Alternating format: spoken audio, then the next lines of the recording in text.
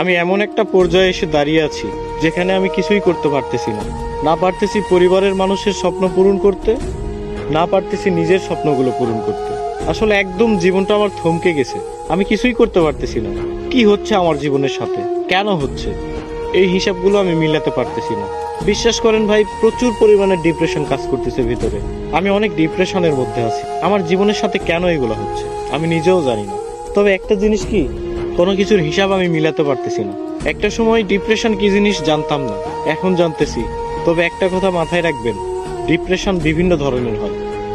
শুধুমাত্র প্রেম বিচ্ছেদের কারণেই যে মানুষ ডিপ্রেশনে ভোগে, বিষয়টা এমন না। সবচেয়ে ভয়ানক ডিপ্রেশন হচ্ছে ফ্যামিলি প্রবলেম। হ্যাঁ, এগুলো আপনারা বুঝবেন না। যারা মধ্যবিত্ত পরিবারের, একমাত্র তারাই বুঝবে। ডিপ্রেশন অনেক কঠিন একটা জিনিস। এখান থেকে সহজে কেউ বের হতে পারে না, কেউ ডিপ্রেশন কাটিয়ে উঠতে পারে না। তবে আলহামদুলিল্লাহ, ধৈর্য ধরে আছি, ভালো কোনো একদিন